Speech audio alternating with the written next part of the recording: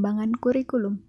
Model pengembangan kurikulum adalah suatu perencanaan pembelajaran yang ditunjukkan untuk mengolah murid dalam pembelajaran yang mengarahkan anak-anak pada perubahan-perubahan yang direncanakan hingga sampai perubahan dapat terjadi pada diri murid.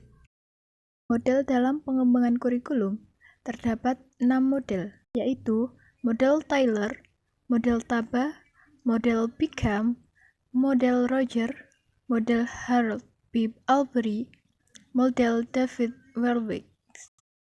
Model pengembangan kurikulum Taylor bersifat merancang suatu kurikulum sesuai dengan tujuan dan misi suatu institusi pendidikan. Model Taba ini lebih menitikberatkan kepada bagaimana mengembangkan kurikulum sebagai suatu proses perbaikan dan penyempurnaan. Menurut Roger, manusia berada dalam proses perubahan, becoming, developing, changing. Dalam model Pickham, ada 5 langkah pengembangan kurikulum. A. Menetapkan wilayah atau arena yang akan melakukan perubahan suatu kurikulum. B. Menetapkan orang-orang yang akan terlibat dalam proses pengembangan kurikulum. C. Menetapkan prosedur yang akan ditempuh. D. Implementasi kurikulum. E. Melaksanakan evaluasi kurikulum. Yang ditekankan oleh Albert sebagai unsur penting dalam pengembangan kurikulum adalah unit sumber belajar yang disebutnya sebagai istilah research unit.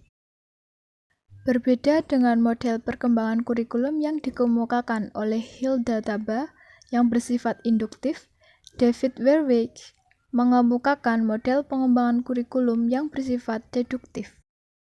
Dua jenis model pengembangan kurikulum yang telah ditempuh di Indonesia, yaitu model yang berorientasi pada tujuan, goal-oriented curriculum, dan model kurikulum berbasis kompetensi, competency-based curriculum.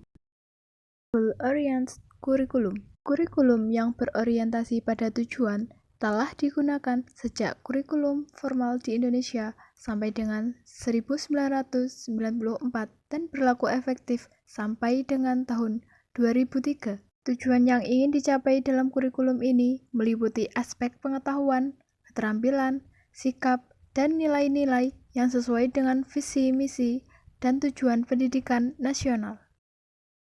Competency-based curriculum.